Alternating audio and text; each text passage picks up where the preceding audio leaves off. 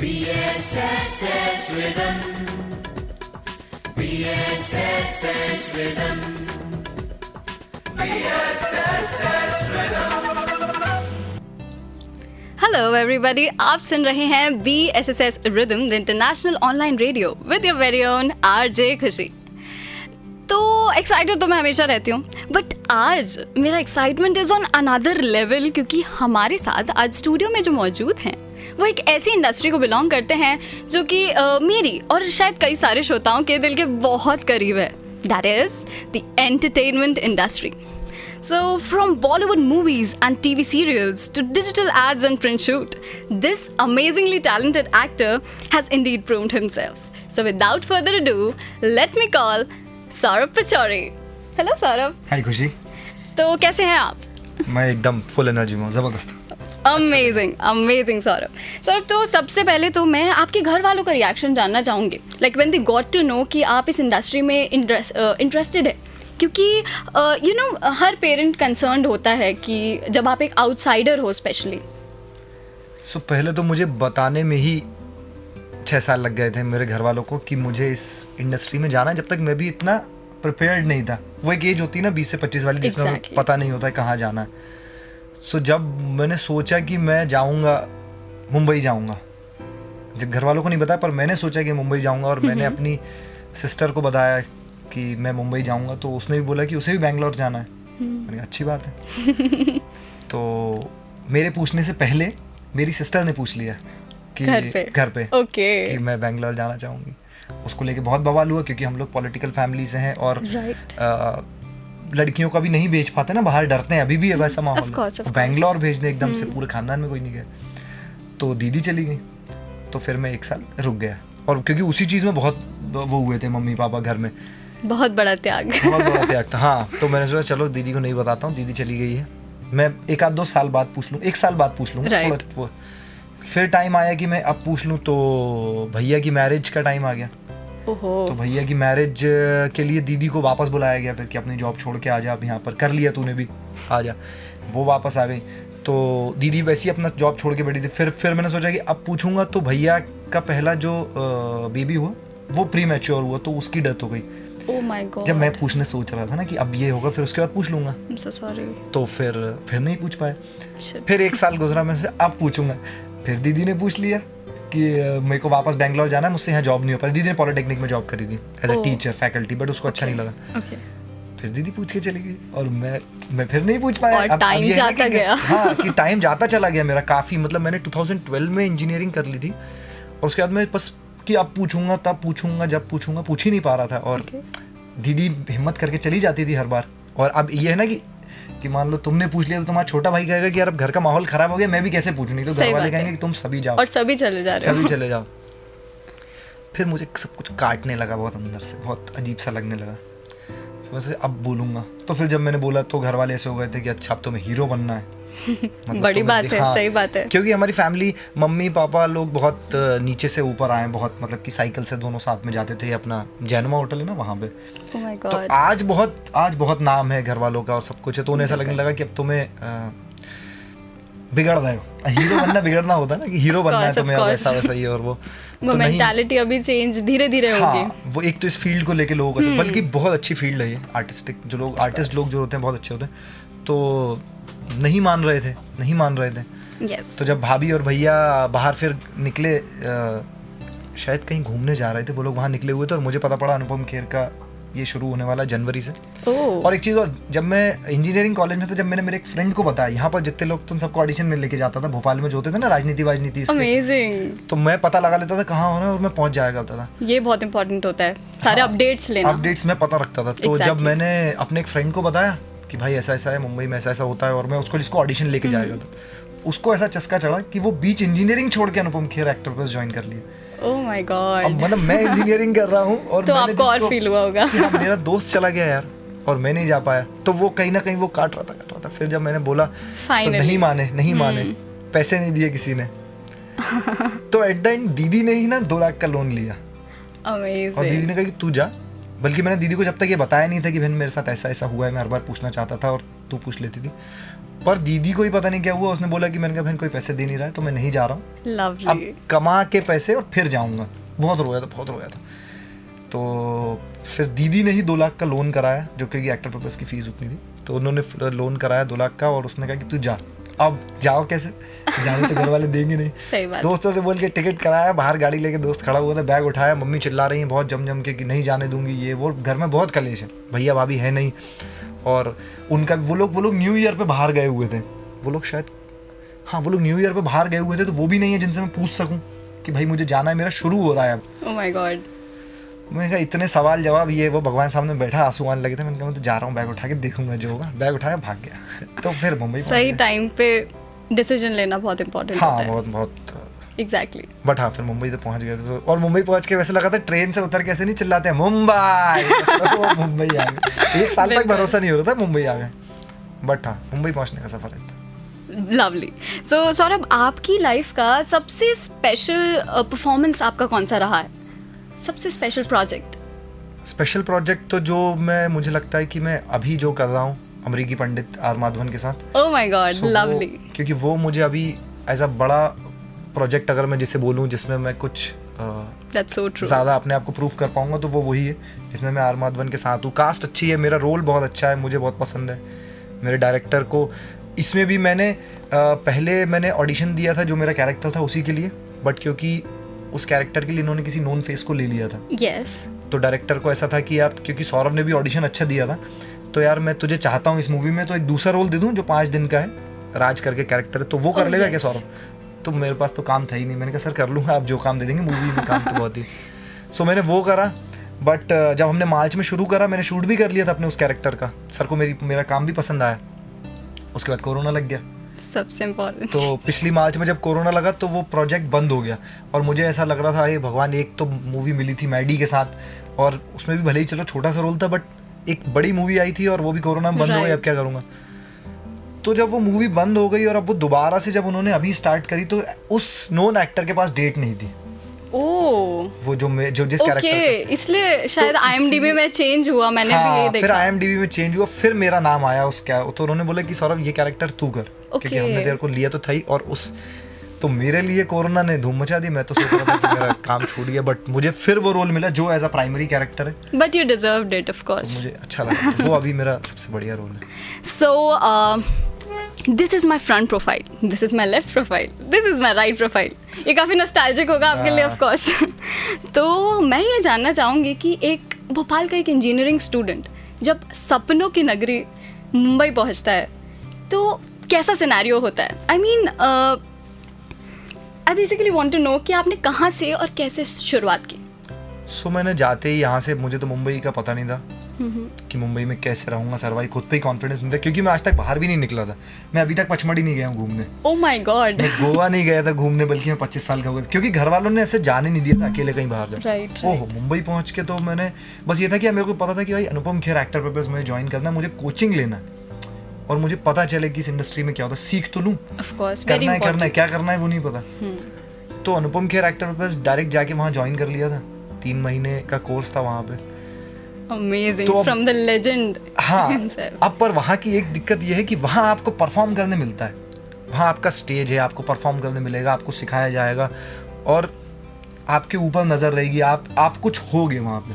Right. वहाँ सीखने बहुत मिले। जैसे ही वो 3 महीने का कोर्स खत्म होता है, आप कुछ नहीं होता, आपको कोई परफॉर्म करने नहीं दे रहा होता है। और जिसमें कि खेर सर ने अपनी लास्ट उसमें बोला भी था कि आज बेटा ये खत्म होगा, और मम्मी पापा लोगों को भी बुलाया था उसमें, जो फाइनल वाला डे होता है कि परफॉर्मेंस हुई, और सब लोगों के, सबकी फैमिलीज आई थी, और उनको बोला कि देखो ऐसा तो नहीं है अब आपके बच्चों को हमने सिखा दिया और नीचे उतरेगा और करण जौहर गाड़ी में बैठा ही हुआ है, इसको रोकना, ऐसा नहीं है। मेरे घर वालों ने, मतलब अनुपम खेर ने बोला कि सर ने बोला कि मेरे घर वालों ने मुझे 5 साल दिए थे, आप इनको बच्चों को कम से कम 3 साल तो देना। बिल्कुल। तो उन्होंने बच्चों को ही बोला कि देखो बेटा, अभी तक तो तुम्हें परफॉर्म करने मिल रहा था, हर आदमी अपने आप को शाहरुख खान और सलमान खान समझ रहा था, स्टेज पे तुम लोग बहुत खुले हुए थे, बिल्कुल, बाहर ये मौका नहीं मिलेगा, एनवायरनमेंट आपको वहाँ पे वैसा मिला। हाँ, तब परफेक्ट। मतलब मैंने देखा बाहर आपको मौका ही नहीं मिलता परफॉर्म, आप बता ही नहीं सकते कि मैं ये, because there are a lot of people, बहुत भीड़ है। उन्होंने बोला कि आप अब सुबह हुआ करेगी, अभी तक तो आपके पास एक मोटिव था सुबह उठने का कि क्लास आना है, तैयार होना। अब कुछ भी नहीं होगा, क्योंकि तुम्हें पता नहीं कहाँ जाना है। अब दीवार को तुम देखोगे और दीवार तुम्हें देखेगी, अब आपके हाथ में अब है। आपके हाथ में। तो वो एक्टर प्रोग्रेस बस ये था कि हाँ एक्टर प्रोग्रेस पहुंच गए थे तो सीख लिया था। बिल्कुल। फिर ऑडिशन की प्रोसेसेस चालू हुई। तो एक मैं आपसे सौरभ एक लर्निंग वहाँ की एक्टर प्रिपेयर्स की एक लर्निंग ऐसी जो आपके साथ लाइफ टाइम रही है, वो कौन सी होगी? मुझे लगता है हमारे परेश सर थे, वो बोलते थे कि एक्टिंग में लिसनिंग बहुत ज़रूरी है। That's so true, Listening. that's so true. तो मुझे लगता है वो एक्टिंग में ही नहीं, शायद आपकी ओवरऑल ही लिसनिंग बहुत ज़रूरी है कि अगर आप सही से सुन रहे होगे तो आप, और वो इसलिए भी बोलते थे कि अपने कान खुले रखो। हाँ। कि सिर्फ लिसनिंग इसलिए भी एक एक्टर की लिसनिंग कि उसको ताकि पता रहेगा कि उसका को एक्टर क्या बोल रहा है तो उसी टाइप से रिप्लाई देगा, अगर वो डायलॉग भूल गया तो भी। बट हमें वो इसलिए बोलते थे कि बेटा देखो तुम लोग कहीं ऑडिशन में जाओगे तो कोई कास्टिंग डायरेक्टर से तुम नंबर नहीं मांग पा रहे होगे, लेकिन तुम्हारे बाजू वाले ने शायद मांग लिया होगा। तो तुम्हारी इतने कान स्ट्रांग होने चाहिए कि जब वो उन्हें नंबर दे रहा है ना तो तुम भी फटाफट अपने मोबाइल में लिख लो। बहुत डिफिकल्ट होता है, तो आपकी लिसनिंग बहुत अच्छी होनी चाहिए। सही बात है, ये स्किल डेवलप करनी पड़ती है। बिल्कुल। तो अब वक्त आ चला है एक रैपिड फायर राउंड का।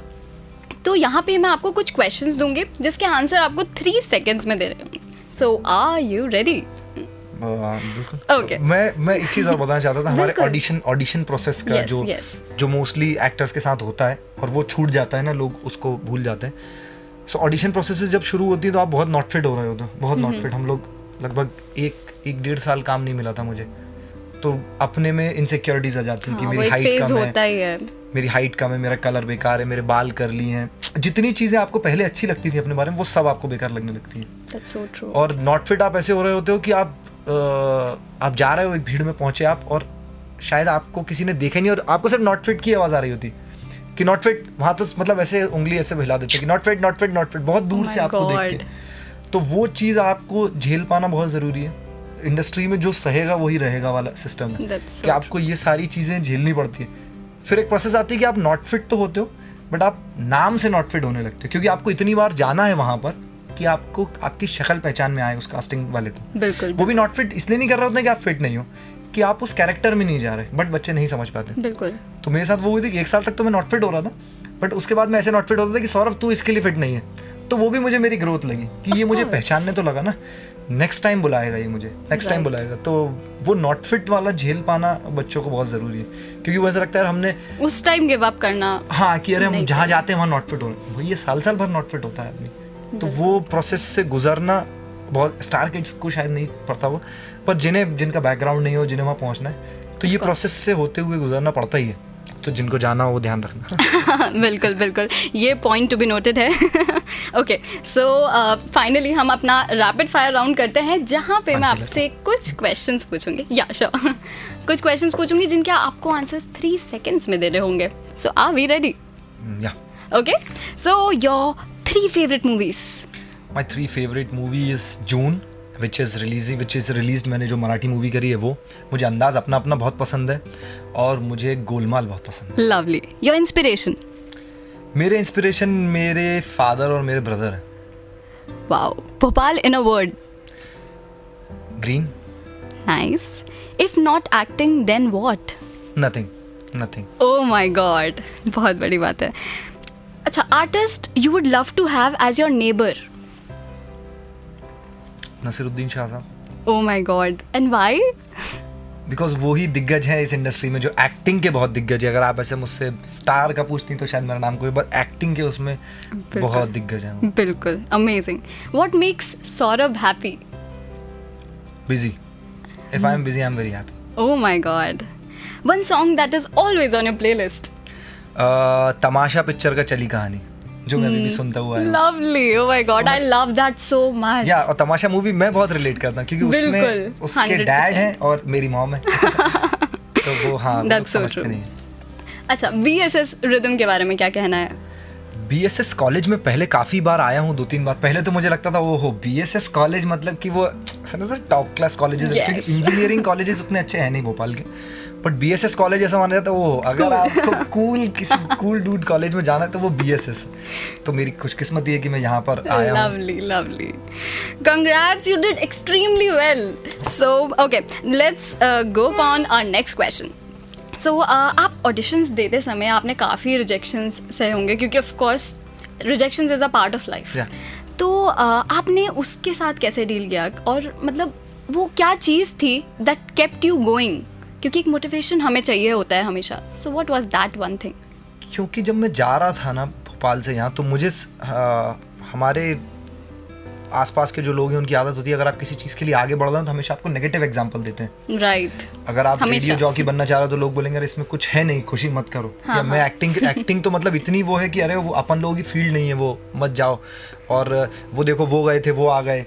मतलब आधे से ज़्यादा रिश्तेदार फिर मुझे ऐसे गिना दिए गए जो मुंबई गए थे और आ गए, जिनका आज तक मैंने सुना नहीं था. लेकिन जब मैं जाने वाला था तब मुझे पता चला अच्छा ये भी गए थे. ओह माय गॉड. तो जितने वापस आ गए सबके एग्जाम्पल मुझे दिए जा रहे थे. तो मुझे पता था कि यार वापस नहीं आ पाऊंगा, कि वापस जाऊंगा तो वो हार ना हो जाएगा, हार नहीं मान सकता.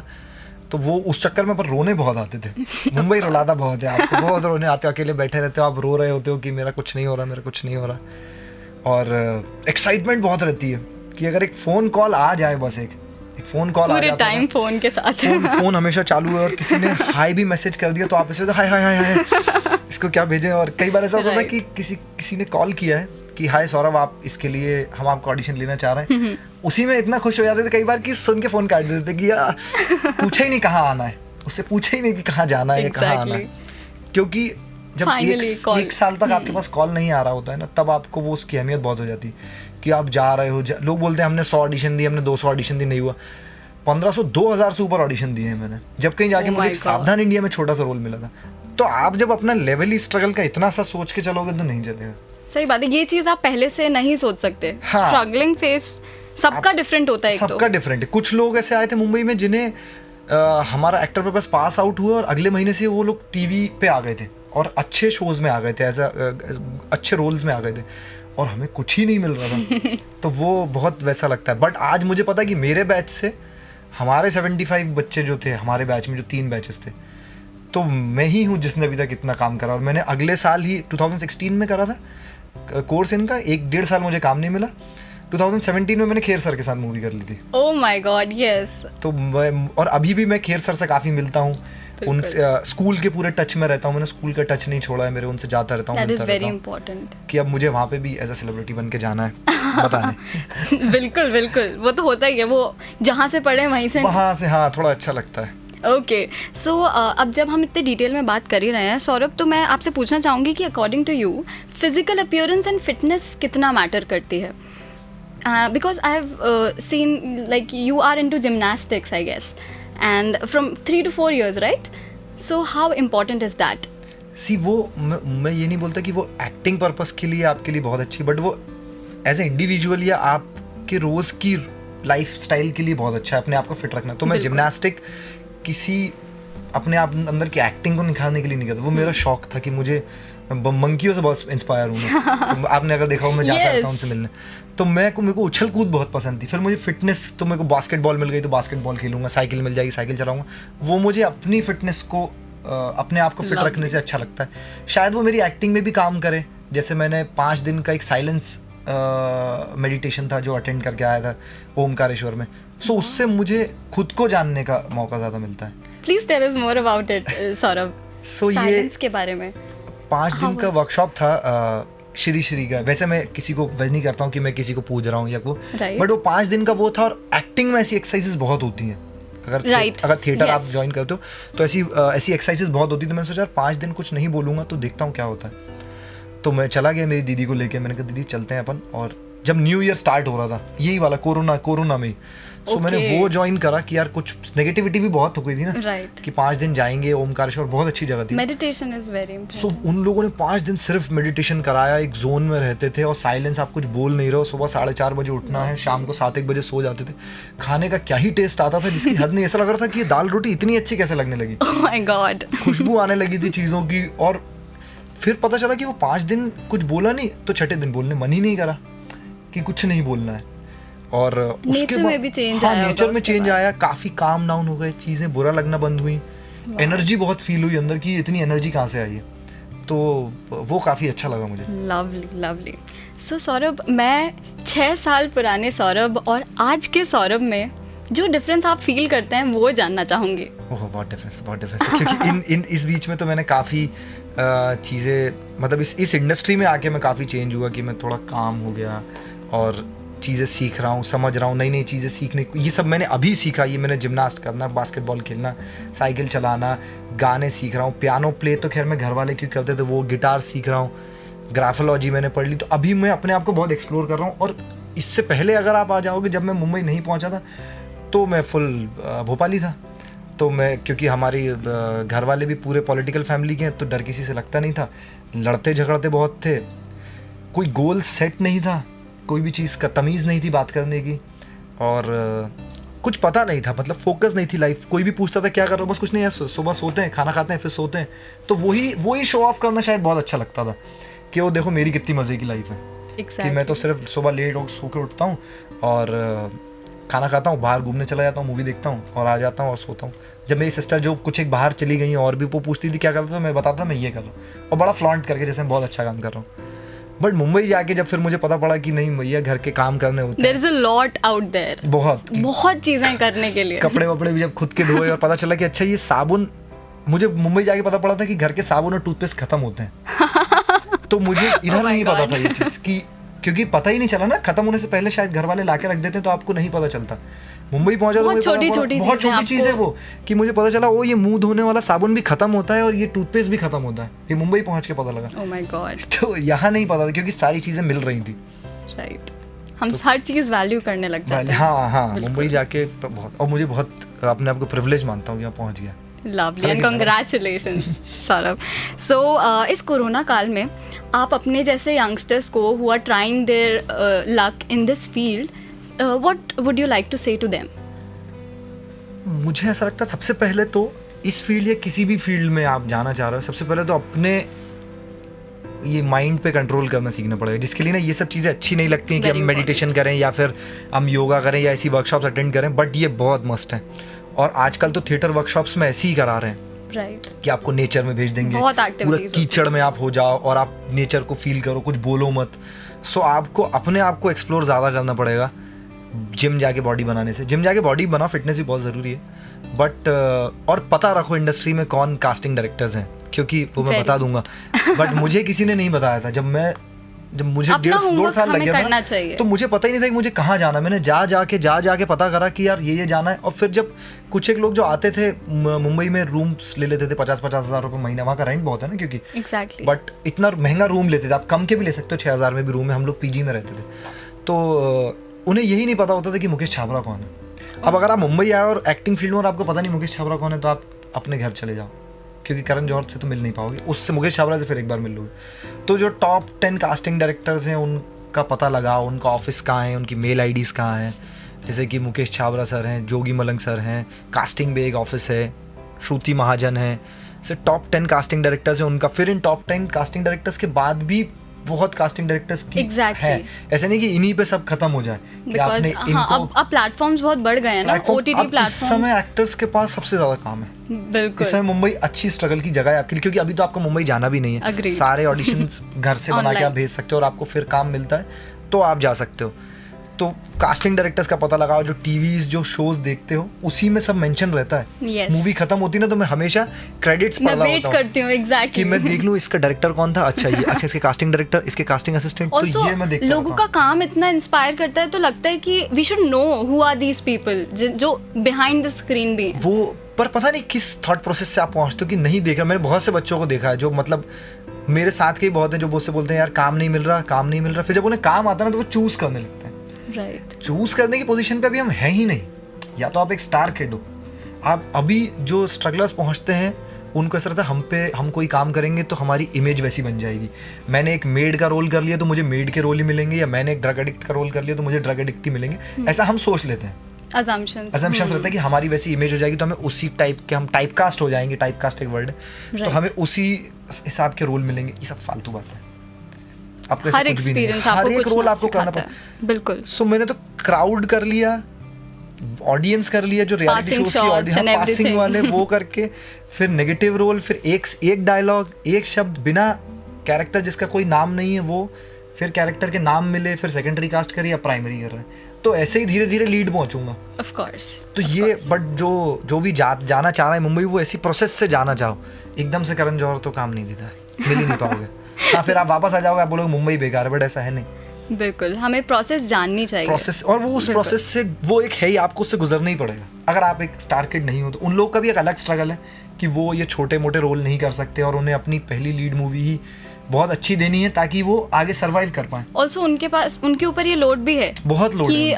ऑलरेडी उनके बारे में इतना बोल दिया गया है कि इनको इजीली अपॉर्चुनिटी मिल गई है, तो दे हैव टू प्रूव उन्हें देमसेल्व्स। अपने आप को प्रूव करना पड़ता है। आप तो क्या Exactly. कुछ कम ज्यादा कर भी दोगे तो कोई दिक्कत नहीं, आप तो स्क्रीन पे आ जाओगे तो ही लोग सोचेंगे ओह। बट आजकल I guess audience is very smart, audience हाँ। Has become smart. वो तो है। यस, सो सौरभ, जाते जाते VSS रिदम और हमारे श्रोताओं के लिए आप एक मैसेज देंगे तो हमें बहुत अच्छा लगेगा। BSS रिदम के लिए ये मेरे बहुत दिल के करीब रहा है क्योंकि ये मेरा पहला इंटरव्यू है। Oh my मैंने अभी तक God. कोई इंटरव्यू नहीं दिया। मैं बहुत ऐसे बताना नहीं चाहता था ना कि मेरे फैमिलीज और स्ट्रगल, और ये मैं चाहता जब मैं कुछ बन जाऊं तब मैं कहूँगा। पर BSS रिदम मेरे दिल के बहुत करीब रहेगा हमेशा, क्योंकि मेरा पहला इंटरव्यू हो रहा है यहाँ। खुशी भी मुझे क्योंकि शूट पे मिली थी, तो कैसे हमारे वो क्या कहते हैं ग्रह मिल जाते हैं। Exactly. तो कैसे खुशी वहाँ मिली और इसने इंटरव्यू के लिए पूछ लिया, तो हम यहाँ आ गए। तो ये डेट याद रहेगी। Oh my God, lovely. Guys, I met Saurabh on the sets of his one of the movies that he is shooting for, and I absolutely loved his work. You're a true rock star, Saurabh, and thank you so much for coming. एक बात और बोलनी थी, मैंने एक Marathi movie और करी है नया पेंट्स एंड सिद्धार्थ मेनन, जो प्लैनेट मराठी पे रिलीज हुई है। नया OTT प्लेटफॉर्म है। So, जून वो मूवी है, वो रिलीज हो चुकी है, तो आप लोग उसे देखें और बताएं कैसा लगा बहुत। बिल्कुल बिल्कुल Saurabh, thank you so much for coming Saurabh. Thank you. We had a wonderful time together. Thank you so much. Thank you. BSS Rhythm. BSS Rhythm. BSS Rhythm.